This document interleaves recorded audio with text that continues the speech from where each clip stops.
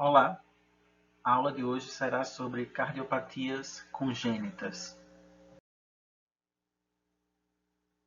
Corações normais caracterizam-se pela separação completa do sangue oxigenado do sangue desoxigenado. O fluxo sanguíneo pulmonar e sistêmico mantém uma relação de 1:1. A mesma quantidade de sangue que passa pelos pulmões é a mesma quantidade de sangue que vai se distribuir pelo sistema. Dessa forma, o retorno venoso sistêmico não oxigenado alcança o átrio direito e o ventrículo direito e é bombeado para os pulmões. Uma vez oxigenado, o sangue retorna pelas veias pulmonares ao átrio esquerdo e é bombeado pelo ventrículo esquerdo para a aorta. O termo shunt refere-se a uma comunicação anormal, permitindo o fluxo de sangue de um lado ao outro da circulação. O shunt cardíaco fornece comunicação entre as circulações pulmonar e sistêmica. Antes do nascimento, os shunts entre os lados direito e esquerdo do coração e entre a aorta e a artéria pulmonar são partes normais da circulação fetal. Após o nascimento, entretanto, a mistura de sangue pulmonar e sistêmico, ou o movimento de sangue entre os lados direito e esquerdo do coração, é anormal. O sangue ele flui através de um shunt de uma área de alta pressão para a área de baixa pressão, ou de uma área de alta resistência para uma área de baixa resistência. O shunt da esquerda para a direita significa dizer que o sangue flui do lado esquerdo do coração para o lado direito do coração, através de um defeito na parede atrial ou ventricular, ou da aorta para a circulação pulmonar, pelo canal arterial patente. Como o sangue no lado esquerdo do coração é rico em oxigênio, o shunt da esquerda para a direita entrega sangue oxigenado de volta para o lado direito do coração, ou para os pulmões. Por consequência, se ocorrer um shunt da esquerda para a direita, resultante de um defeito cardíaco congênito, este defeito é denominado de cardiopatia acianótica. O shunt da esquerda para a direita ocorre quando o fluxo de sangue pulmonar aumenta, hiperfluxo pulmonar, na medida em que o sangue recircula continuadamente pelos pulmões, levando à hipertrofia dos vasos pulmonares. O aumento da quantidade de sangue circulando do lado esquerdo do coração para o lado direito pode causar insuficiência cardíaca direita. Algumas vezes, também pode ocorrer insuficiência cardíaca esquerda. Shunt da direita para a esquerda.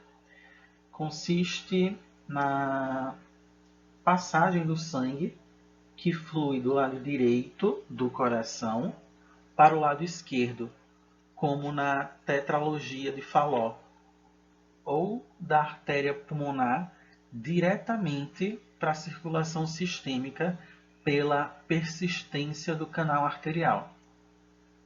Como o sangue que retorna para o lado direito do coração e a artéria pulmonar é pobre em oxigênio, um shunt da direita para a esquerda adiciona sangue não oxigenado à circulação sistêmica, causando hipóxia e cianose. Além disso, é importante pensar que nas cardiopatias congênitas com shunt da direita para a esquerda, os defeitos cardíacos congênitos envolvem patologias que são chamadas de defeitos cianóticos. O shunt da direita para a esquerda relaciona-se à má perfusão dos tecidos e dos órgãos e, habitualmente, causa fadiga, aumento de frequência respiratória e abaulamento dos dedos, o baqueteamento digital. Irei abordar agora as cardiopatias congênitas acianóticas.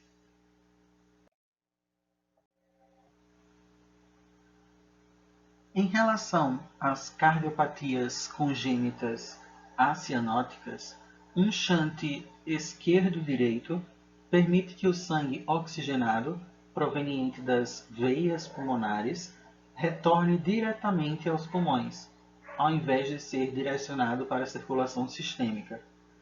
Nessa situação, uma parte do retorno venoso pulmonar escapa para os pulmões, reduzindo assim o débito cardíaco sistêmico, com consequente redução da oferta de oxigênio aos tecidos. Os shunts esquerdo-direito ocorrem no nível do septo interatrial, do septo interventricular e entre a aorta e a artéria pulmonar.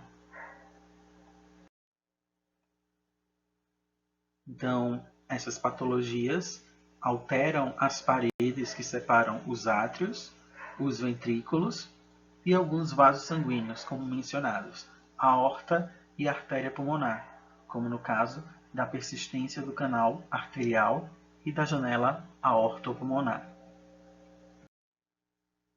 A comunicação interatrial é um defeito no septo atrial, que é um defeito cardíaco congênito envolvendo aumento do fluxo pulmonar. É uma patologia acianótica que consiste em uma abertura entre os átrios. Apresenta um orifício que comunica o átrio direito com o átrio esquerdo. Então, a comunicação interatrial consiste de uma abertura entre o átrio direito e esquerdo que permite a passagem de sangue da esquerda para a direita, resultando em bombeamento cardíaco ineficaz e, dessa forma, aumentando o risco de insuficiência cardíaca.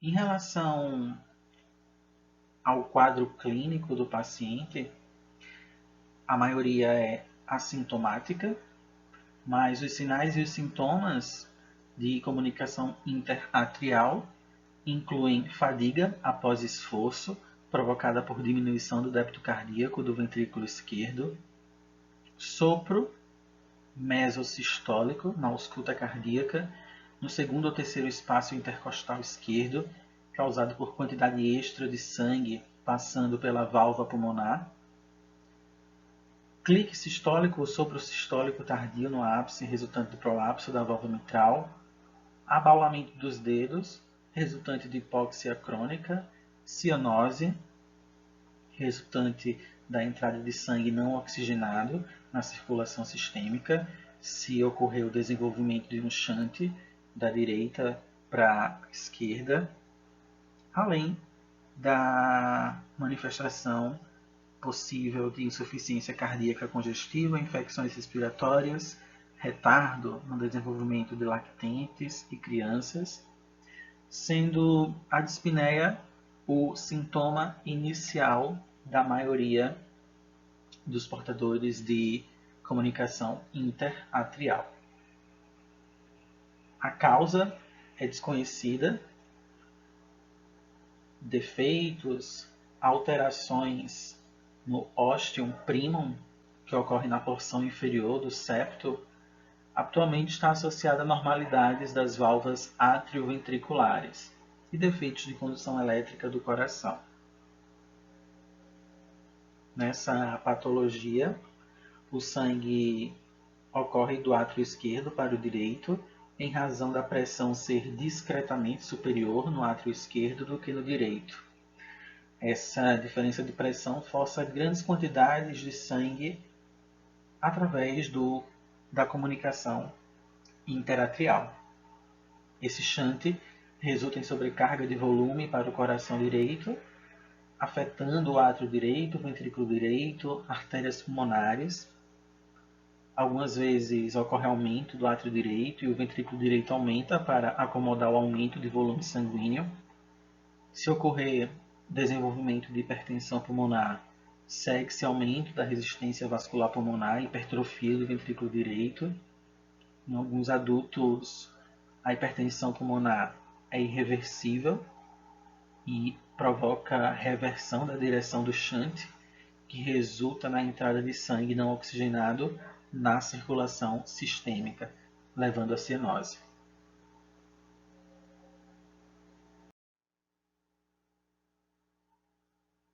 Em relação às complicações, podemos citar o desenvolvimento físico deficiente, infecções respiratórias, insuficiência cardíaca, arritmias atriais e prolapso de válvula mitral.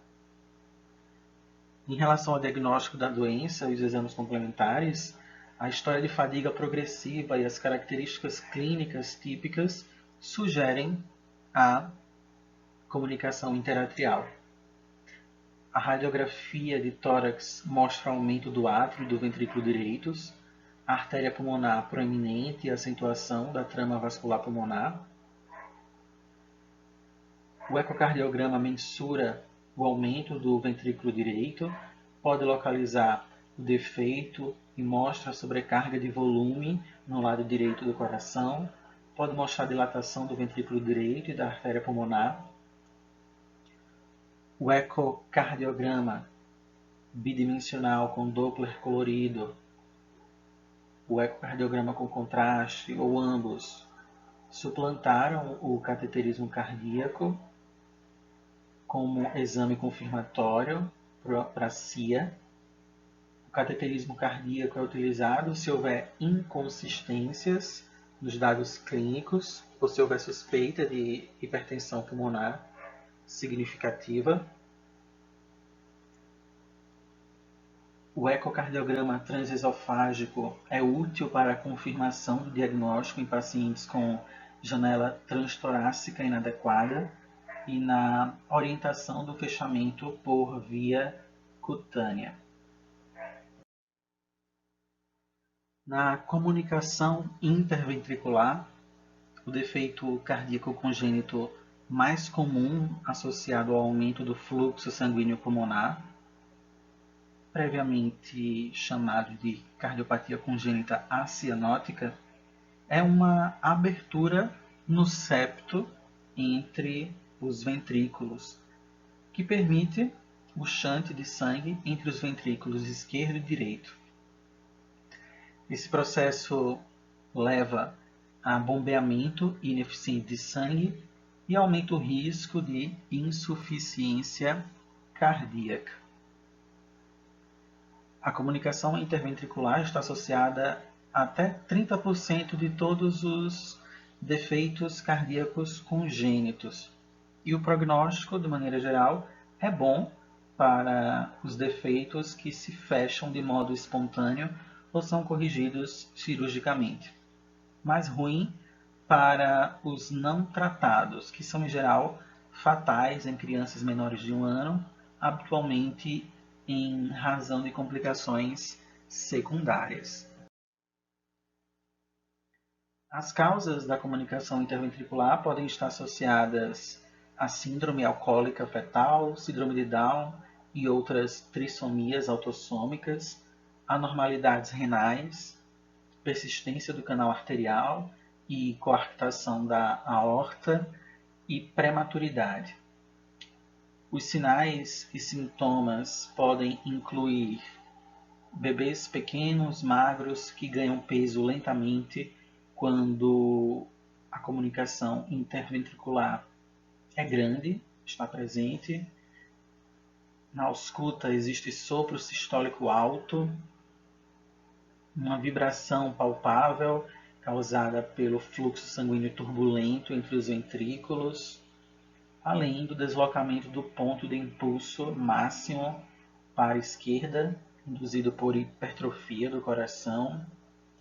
o tórax anterior proeminente, secundário à hipertrofia cardíaca, aumento do coração, do fígado, baço em razão da congestão sistêmica, dificuldades na alimentação associadas à insuficiência cardíaca. Além disso, o paciente também pode apresentar sudorese, taquicardia e respirações rápidas e ofegantes, resultantes da insuficiência cardíaca, cianose e abaulamento dos dedos. Se ocorrer ao longo da vida, shunt da direita para a esquerda em decorrência da hipertensão pulmonar.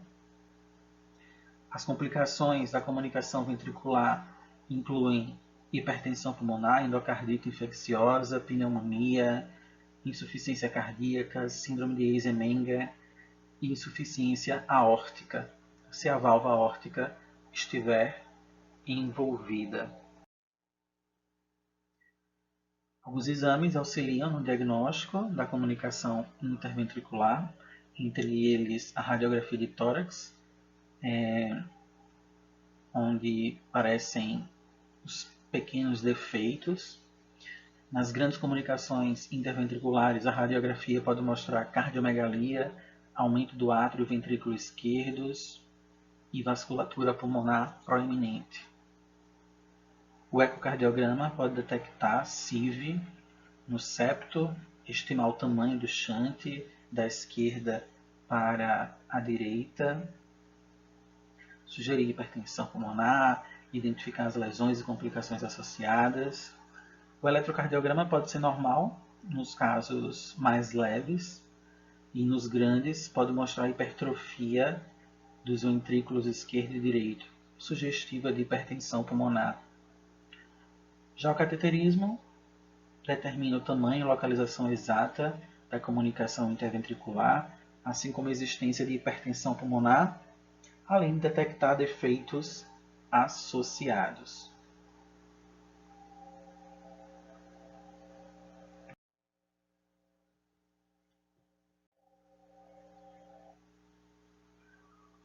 Em relação à cardiopatia congênita cianótica chamada persistência do canal arterial, é importante destacar o desenvolvimento fetal inicial. O canal arterial é uma estrutura essencial da fisiologia fetal que conecta a artéria pulmonar esquerda proximal com a aorta descendente, logo após o surgimento da artéria subclávia esquerda. Quando o recém-nascido nasce, logo após o nascimento, dentro das primeiras 72 horas de vida, devido a níveis maiores de oxigênio sistêmico, isso leva a uma vasoconstrição do canal, que fecha funcionalmente. Esse fechamento anatômico, por proliferação da camada íntima e fibrose, leva semanas para se completar. Nessa imagem, nós observamos um coração normal. E nessa imagem ao lado, nós observamos aqui uma abertura que leva o sangue que entrou na aorta para onde? Para a artéria pulmonar. Essa patologia é chamada de persistência do canal arterial.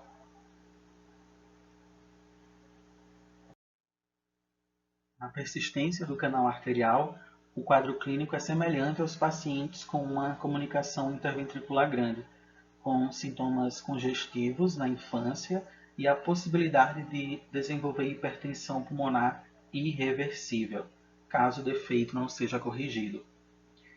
Se a persistência do canal arterial for pequena, o paciente não apresenta sintomas. Além disso, existe o risco do paciente desenvolver processos inflamatórios arteriais e endocárdicos, e a profilaxia antibiótica ela está indicada nessas situações.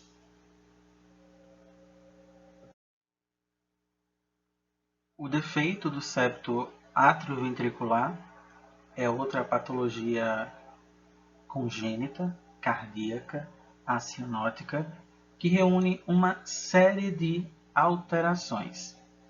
É comum, no defeito do septo atrioventricular, nós termos a comunicação interatrial e a comunicação interventricular. No defeito do septo atrioventricular, nós temos várias características que a diferenciam de um coração normal. Pode-se perceber uma junção atrioventricular comum no coração, uma aorta anteriorizada e não encaixada. É possível observar também uma desproporção entre as dimensões da via de entrada e de saída do septo ventricular. Observa-se também um estreitamento na aorta, que corresponde à parte de saída subaórtica. Existe uma válvula atrioventricular esquerda com 3 folhetos suportados por músculos papilares alinhados antero-posteriormente. Nessa patologia, a válvula atrioventricular comum pode ter um orifício único ou os 2 orifícios separados. A fisiopatologia dessa lesão depende da extensão do shunt em nível atrial e ou em nível ventricular e do grau de regurgitação da válvula atrioventricular. Quando o shunt é limitado pelo septo atrial, a fisiopatologia e o quadro clínico são semelhantes à de uma comunicação interatrial. Existe a sobrecarga de volume nas câmaras cardíacas. Quando o defeito do septo atrioventricular é total, o shunt ocorre tanto em nível atrial como ventricular, causando dilatação das câmaras cardíacas esquerda e um grau maior de hipertensão pulmonar. Nesse contexto, nessa situação, lactentes apresentam sintomas de insuficiência cardíaca congestiva e baixo ganho de peso desde as primeiras semanas de vida. Esses pacientes têm uma propensão a desenvolver hipertensão pulmonar precocemente. Para o diagnóstico, o eletrocardiograma mostra um eixo do QRS no plano frontal superior e sobrecarga biventricular. A radiografia do tórax mostra cardiomegalia, abaulamento da artéria pulmonar e aumento da trama vascular. E o ecocardiograma é essencial na avaliação diagnóstica pré-operatória. O cateterismo está indicado em pacientes com suspeita clínica de hipertensão pulmonar significativa. A indicação da correção cirúrgica dos defeitos depende da apresentação clínica do paciente. As formas de defeitos totais têm indicação de correção antes dos 6 meses de vida. Coarctação da aorta é o estreitamento da aorta, em geral logo abaixo da saída da artéria subclave esquerda, próximo ao local em que o ligamento arterial remanescente do canal arterial, que é um vaso sanguíneo fetal, une a artéria pulmonar à aorta. Então, a artéria pulmonar está ligada à aorta.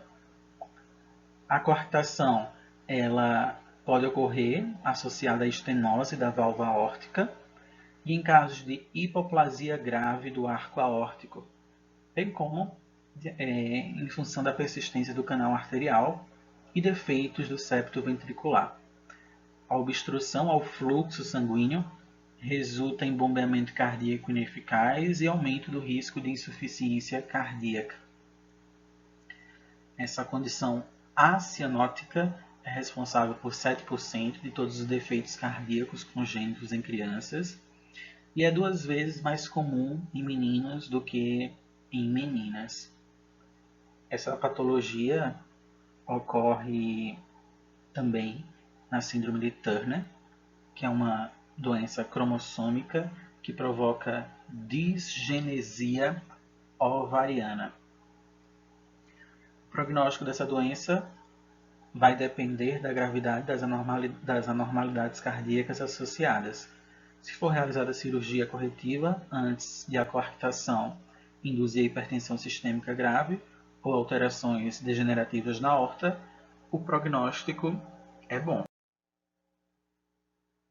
Apesar da causa ser desconhecida, a coarctação da aorta pode ser causada pela síndrome de Turner. Essa patologia ela pode se desenvolver como resultado de espasmo e constrição da musculatura lisa no canal arterial, quando esta se fecha. Esse tecido contrátil pode se expandir para a parede da aorta, provocando estreitamento. O processo obstrutivo causa hipertensão nos ramos da aorta, localizados acima da constrição, e diminuição da pressão nos vasos sanguíneos abaixo da constrição. Essa restrição ao fluxo sanguíneo pela aorta estreitada aumenta a carga de pressão sobre o ventrículo esquerdo, causando dilatação da aorta proximal e hipertrofia ventricular.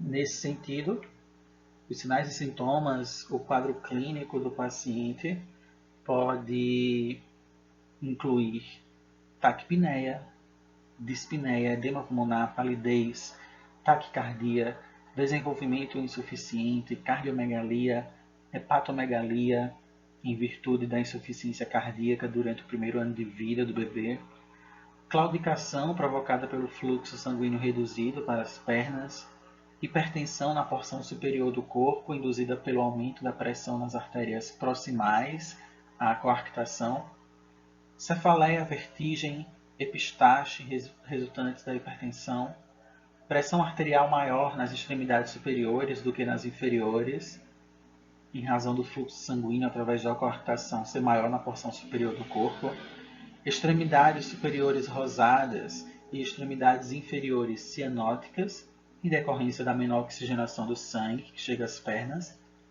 ausência ou diminuição dos pulsos femorais, causada por restrição do fluxo sanguíneo, ruídos cardíacos normais, a menos que coexista um defeito cardíaco, desenvolvimento maior do tórax e dos braços, induzidos pela restrição da circulação para as pernas. As formas mais graves manifestam-se no período neonatal ou no lactente jovem, e o paciente pode evoluir entre várias complicações com insuficiência cardíaca grave, choque cardiogênico logo após o fechamento do canal arterial, hipertensão grave, aneurisma cerebral e hemorragias, ruptura de aorta, aneurisma de aorta, endocardite infecciosa. Em relação aos exames complementares, a radiografia auxilia o diagnóstico de coarctação da aorta, mostrando hipertrofia do ventrículo esquerdo, insuficiência cardíaca, aortas ascendente e descendente alargadas e abaulamentos nas porções inferiores das costelas em razão da erosão por circulação colateral. O ecocardiograma pode mostrar aumento da espessura da musculatura do ventrículo esquerdo, anormalidades coexistentes da válvula aórtica e o local de coarctação. O eletrocardiograma pode revelar hipertrofia do ventrículo esquerdo. O cateterismo avalia a circulação colateral e mede a pressão nos ventrículos direito e esquerdo, assim como na aorta. A ortografia determina o local e a extensão da coarctação. E o tratamento é medicamentoso, inclui antihipertensivos, profilaxia antibiótica, cirurgia imediata para bebês com insuficiência cardíaca ou hipertensão. A estenose aórtica congênita ocorre em associação com outros defeitos congênitos, sendo mais frequente na coarctação de aorta e persistência do canal arterial. Na estenose aórtica congênita, a válvula é espessada, com graus variados de fusão comissural, pode ser unicúspide, bicúspide ou até mesmo tricúspide a estenose. Quando a obstrução é significativa, a hipertrofia concêntrica do ventrículo esquerdo.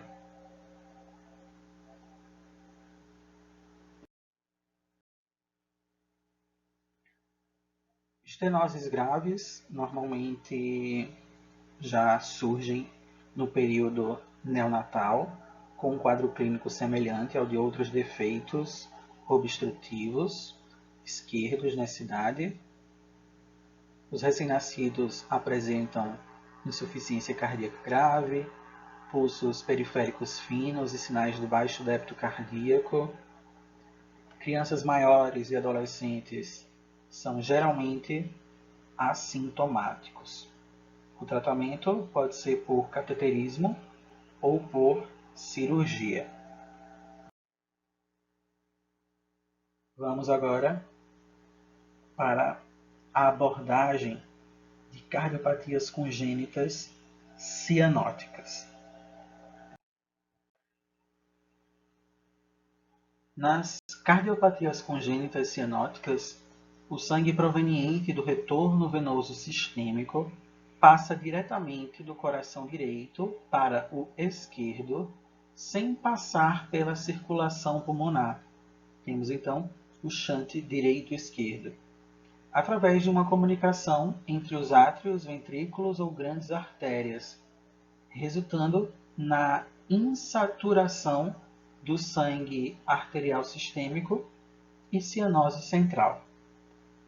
O shunt direito-esquerdo pode ocorrer por obstrução ao fluxo pulmonar associada a uma comunicação intercavitária entre as câmaras cardíacas, como na tetralogia de Fallot, pela completa mistura dos retornos venosos pulmonar e sistêmico. Isso ocorre também na drenagem anômala total das veias pulmonares, que é uma patologia específica, além de outras situações que serão mencionadas logo mais, como transposição de grandes artérias, atresia tricúspide e tronco arterial comum.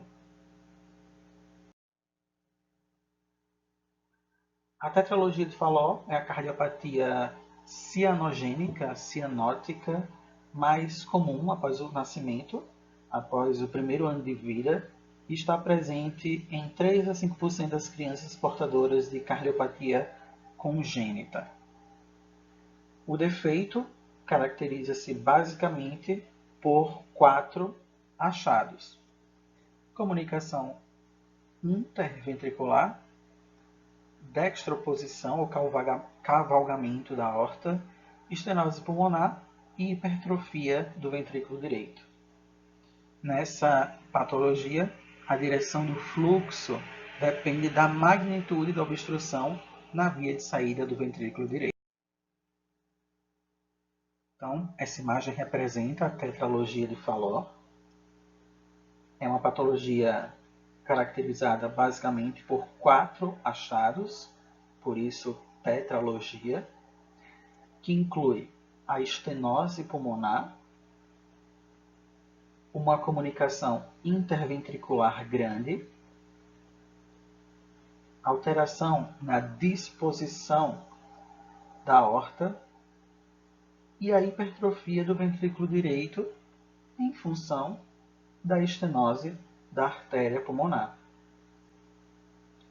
A marca anatômica dessa anomalia é o desvio anterior do septo infundibular em relação ao septo interventricular, que resulta no estreitamento da via de saída do ventrículo direito na comunicação interventricular por um mau alinhamento e na dextroposição da aorta. A direção do fluxo depende da magnitude da obstrução da saída do ventrículo direito. O quadro clínico depende do grau de obstrução ao fluxo pulmonar. Na infância, os pacientes podem apresentar crises hipoxêmicas, com piora súbita da cianose, taquipneia, e, em alguns casos, perda da consciência, convulsões e até mesmo o óbito. A radiografia do tórax mostra uma silhueta cardíaca característica, lembrando uma bota. A área cardíaca é normal, o arco médio é escavado devido à hipoplasia da artéria pulmonar e a vascularidade pulmonar é reduzida. O ecocardiograma permite, na maioria das vezes, uma completa definição da anatomia intracardíaca e o cateterismo pode ser necessário para avaliação complementar da anatomia de artérias coronárias e de estenoses pulmonares periféricas, além da avaliação de colaterais sistêmico-pulmonares. Normalmente, a tetralogia é diagnosticada e corrigida na infância, antes dos 12 meses de vida. Algumas instituições realizam a correção cirúrgica eletiva logo após o diagnóstico, nas primeiras semanas de vida. Após a cirurgia, todos os pacientes devem ser acompanhados regularmente em centros especializados. A transposição das grandes artérias, TGA, é a cardiopatia congênita cianótica mais comum no período neonatal. Nessa anomalia, a aorta ela surge do ventrículo morfologicamente direito e a artéria pulmonar do esquerdo. A imagem faz uma representação da transposição das grandes artérias. Nessa anomalia, a aorta ela emerge, ela surge do ventrículo direito e a artéria pulmonar está no ventrículo esquerdo. Dessa forma, o retorno venoso sistêmico proveniente das veias cavas entra no átrio direito e ventrículo direito e é direcionado para a aorta. Já o retorno venoso pulmonar direciona-se ao átrio esquerdo, ventrículo esquerdo e artéria pulmonar. Desse jeito, as circulações pulmonar e sistêmica estão em paralelo e não em série, como ocorre normalmente. Por essa razão, o sangue venoso sistêmico não é oxigenado e o sangue proveniente das veias pulmonares, que está oxigenado, não alcança a circulação sistêmica. Essa condição seria incompatível com a vida se não houvesse algum tipo de mistura intercirculatória por uma comunicação interatrial ou interventricular ou pelo canal arterial. A apresentação clínica vai depender do tipo anatômico do defeito. Na transposição das grandes artérias com septo interventricular intacto, ocorre cianose já nas primeiras horas de vida. Em pacientes com transposição das grandes artérias e comunicação interventricular, apresentam cianose discreta e sintomas de insuficiência cardíaca entre 4 e 8 semanas de vida. Pacientes portadores de TGA associada a CIV e estenose pulmonar têm apresentação variável, dependendo da magnitude da estenose pulmonar, podendo apresentar algum grau maior ou menor de hipóxia ou mesmo sintomas congestivos, quando a estenose é leve. A radiografia de tórax em pacientes com transposição das grandes artérias e septo interventricular intacto geralmente mostra coração ovoide e trama vascular discretamente aumentada. Pacientes com CIV associada à transposição de grandes artérias apresentam cardiomegalia e trama vascular aumentada. Pacientes com CIV e estenose pulmonar podem apresentar área cardíaca normal ou pouco aumentada, e trama vascular pode ser normal, diminuída ou aumentada, dependendo do grau de obstrução. O ecocardiograma define o diagnóstico na maioria das vezes, né? Adicionalmente, o exame demonstra os defeitos associados e a anatomia das artérias coronárias. O cateterismo raramente é utilizado para o diagnóstico de transposição das grandes artérias. Está indicado, em alguns casos, para a realização de septostomia atrial em pacientes com hipoxemia grave e se houver necessidade de melhor definição da anatomia das artérias coronárias. A atresia tricúspide é uma conexão atrioventricular univentricular, que é quando os átrios estão conectados a apenas um ventrículo, que manipula todo o fluxo sanguíneo proveniente deles. Pode ocorrer quando ambos os átrios abrem-se diretamente nesse ventrículo, ou quando apenas um se abre ali, estando o outro totalmente desconectado da massa ventricular. Corações com esse padrão de anatomia apresentam na maioria das vezes dois ventrículos, sendo um deles chamado de principal e o outro de rudimentar. A apresentação clínica dependerá das conexões ventrículo-arteriais e dos defeitos associados.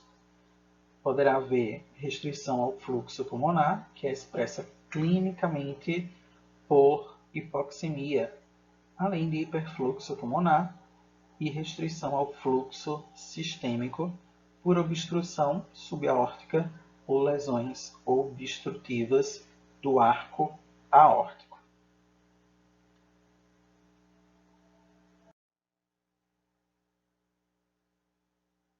A anomalia de Ebstein é uma má formação congênita da válvula tricúspide, que está associada também a alterações na estrutura e função do ventrículo direito. A marca anatômica é o deslocamento dos pontos de aposição dos folhetos septal e mural da válvula tricúspide no ventrículo direito, distante da junção atrioventricular, havendo uma falha na separação dos folhetos da parede do ventrículo direito durante o desenvolvimento cardíaco. Dessa forma, os folhetos ficam parcialmente aderidos à parede, levando ao deslocamento do anel e de seu orifício funcional. A apresentação clínica é muito variável, depende da gravidade das alterações anatômicas e dos defeitos associados. Pacientes com má formação grave têm apresentação dos sintomas já no período neonatal. Pacientes com alterações relativamente discretas são geralmente assintomáticos e, por vezes, o diagnóstico é feito incidentalmente lá na adolescência ou na idade adulta. Aqueles com alterações severas apresentam shunt da direita para a esquerda devido à comunicação interatrial e acabam desenvolvendo cianose. Alguns pacientes podem apresentar dispneus fósforos, insuficiência cardíaca direita, palpitações ou síncope, além de episódios de embolia paradoxal. A radiografia de tórax pode ser normal em pacientes com alterações discretas ou demonstrar cardiomegalia maciça com redução da vascularidade pulmonar, nos casos mais graves. E o ecocardiograma possibilita uma excelente definição anatômica e funcional do defeito, além de demonstrar outros defeitos associados. Uma outra patologia congênita cianótica é a drenagem anômala total de veias pulmonares. Nessa anomalia, todas as veias pulmonares drenam em veias sistêmicas ou diretamente no átrio direito, alcançando as câmaras direitas e a artéria pulmonar. O retorno venoso pulmonar mistura-se com o retorno venoso sistêmico e é redistribuído para a circulação sistêmica através do forame oval e para a circulação pulmonar. Nessa patologia, há sobrecarga de volume e dilatação das câmaras direitas e hipervolemia pulmonar. O quadro clínico depende do tamanho da comunicação interatrial associada, além de possíveis obstruções no trajeto da drenagem venosa e da magnitude da resistência vascular periférica. Quando a comunicação interatrial é pequena, o fluxo sistêmico é limitado e há insuficiência cardíaca congestiva. Nos casos com drenagem infradiafragmática, há obstrução ao retorno venoso pulmonar e hipertensão venocapilar pulmonar. Esses pacientes apresentam sintomas no período neonatal, com cianose grave e colapso cardiovascular.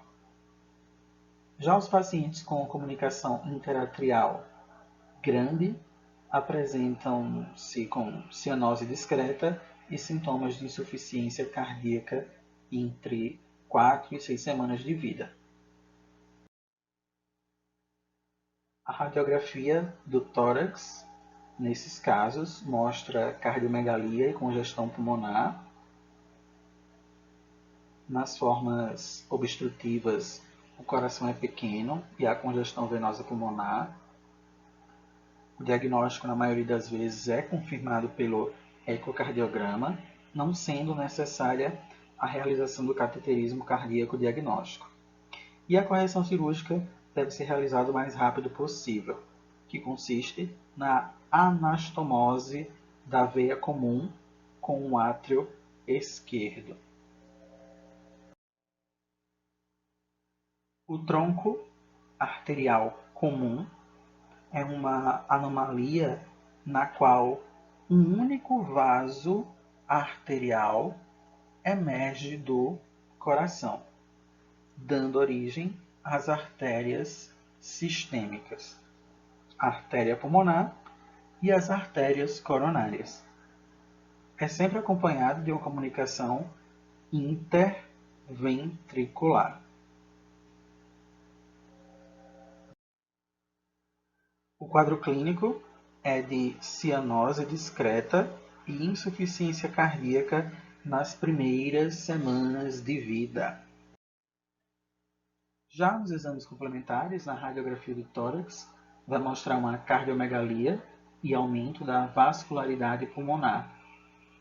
O ecocardiograma geralmente é suficiente para o diagnóstico e a avaliação funcional dessa anomalia. E a correção cirúrgica está indicada dentro dos primeiros 2 meses de vida. A síndrome de Eisenmenger é uma cardiopatia congênita com grandes shunts da esquerda para a direita e hiperfluxo pulmonar, se não corrigidas. Podem acabar causando o desenvolvimento de alterações irreversíveis na vasculatura pulmonar, levando à inversão do shunt, que passa a ser bidirecional ou da direita para a esquerda. Esse conjunto de alterações é denominado de síndrome de Eisenmenger.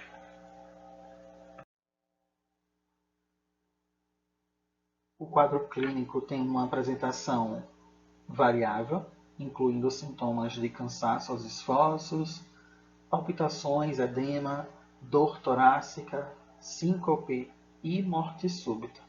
Cianose e bacteramento digital são os achados mais visíveis ao exame físico, embora nem todos os pacientes com a síndrome de Eisenmenger apresentem cianose em repouso.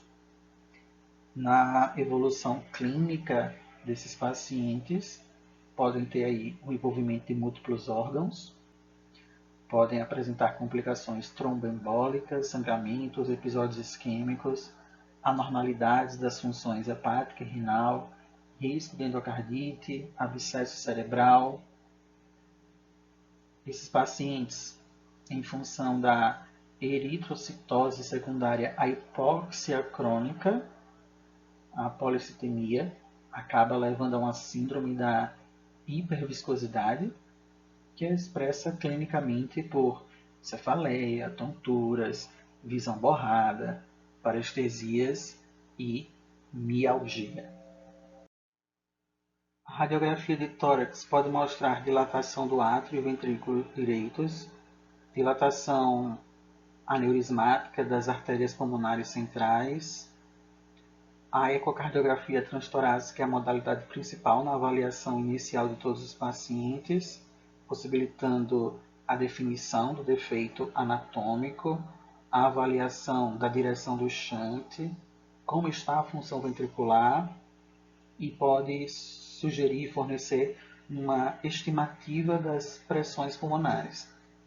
O cateterismo é necessário para o estabelecimento do diagnóstico e a avaliação da gravidade da hipertensão pulmonar. E a tomografia computadorizada de alta resolução é particularmente útil na pesquisa de trombos e para excluir hemorragia ou infarto pulmonar.